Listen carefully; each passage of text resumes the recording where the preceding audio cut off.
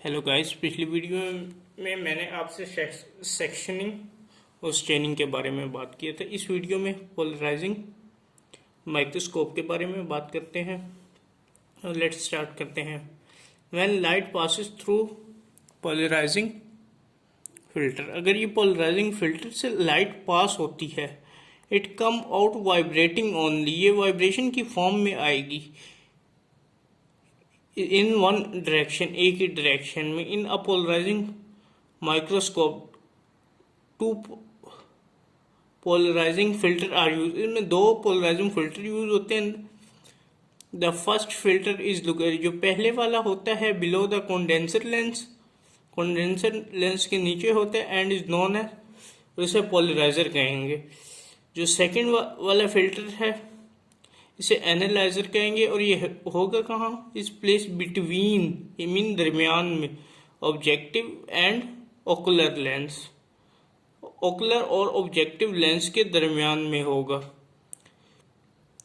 तो आगे ये चलते हैं। When the polariser and analyser are so dispose that their main axis, ये जब माइक्रोस्कोप में सेट होते हैं, ये एक दूसरे के परपेंडिकुलर होते हैं। मेन एक्सिस आर परपेंडिकुलर, इनके जो मेन एक्सिस होते हैं ये परपेंडिकुलर होते हैं टू वन अनदर, एक दूसरे के।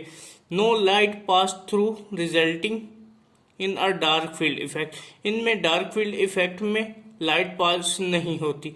डार्क फील्ड इफेक्ट क्या होता है, इसको ये सिंपली इल्यूमिनेट करना, मीन बड़ा करना। हाउ एवर, जब if substance or structure containing asymmetrical molecule, अब सिमेट्रिकल और एसिमेट्रिकल में डिफरेंस आपको पता हो। सिमेट्रिकल कहते हैं सेम को, एक जैसे को, एसिमेट्रिक कहते हैं डिफरेंट। जैसे सेल वॉल में जो लिपिड बाइलेयर होती है वो एसिमेट्रिकल होती है। ये उस तरह एज ए एग्जांपल दे के मैं आपको समझाना चाह रहा हूँ।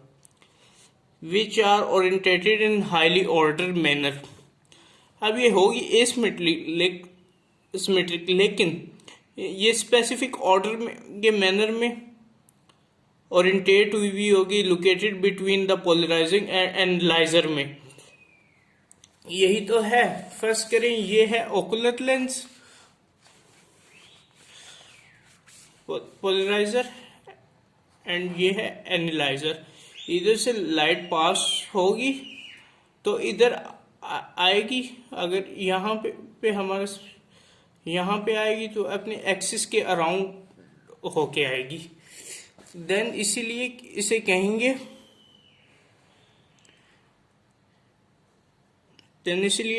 ये रोटेट कर around the axis of light impinging from the polarizer. Therefore, इस वजह से such thing appear as a bright structure, इस तरह की जो चीजें होती हैं bright structure against the background होती हैं। द कैपेसिटी, अब इनकी कैपेसिटी की बात करें, अब ये है ओरिएंटेटेड, हाईली ओरिएंटेटेड एक चीज पड़ी हुई है, एक सेल पड़ा हुआ है, वो उसके मॉलिक्यूल अगर लाइट पड़ने की वजह से और रोटेट कर रहे हैं तो इनकी रोटेट करने की कैपेसिटी क्या होगी। The capacity to rotate the direction of the vibration of polarising light is called, अच्छा उसकी कैपेसिटी को क्या कहेंगे, बाय रिफ्रेंजेंस कहेंगे, मीन डबल रिफ्रैक्शन।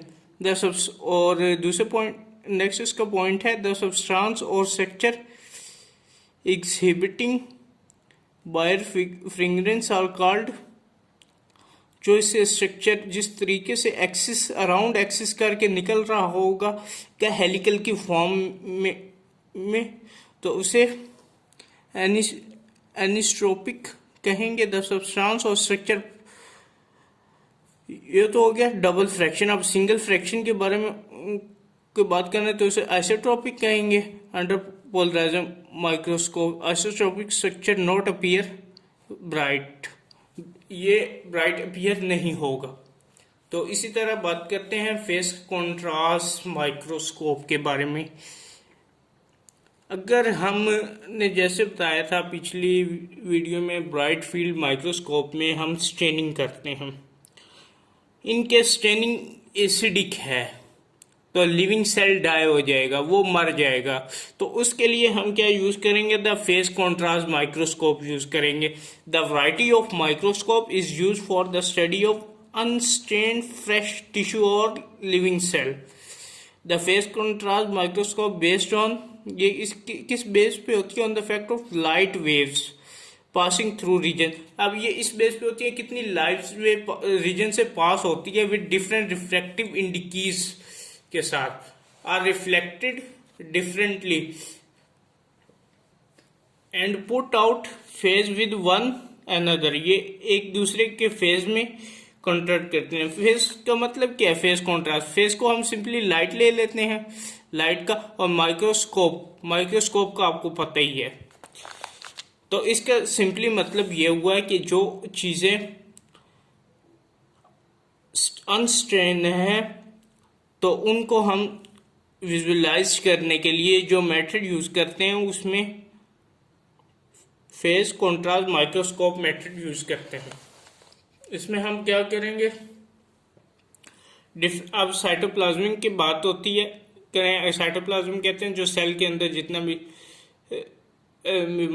लिक्विड होता है। डिफरेंट साइटोप्लाज्म का वर्ड इसलिए यूज किया है क्योंकि डिफरेंट सेल होते हैं। एनिमल का सेल डिफरेंट है, प्लांट का सेल डिफरेंट है, and tissue consequent produce phase difference. क्योंकि वही बात आ गई है मेरे वाली, जैसे मैंने आपको बताया प्लांट का सेल डिफरेंट है, एनिमल सेल डिफरेंट है, इसीलिए जो इनके टिश्यू कॉन्स्टिट्यूशंस है ये भी डिफरेंट फेज प्रोड्यूस करेंगे because of very thickness and refractive index.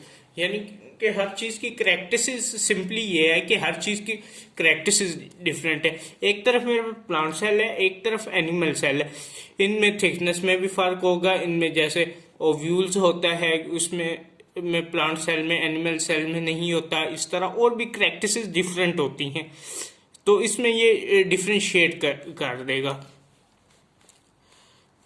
तो चलिए आगे चलते हैं। The phase contrast apparatus consists of, अब इसकी एनाटॉमी या इसके स्ट्रक्चर को समझने की कोशिश करते हैं।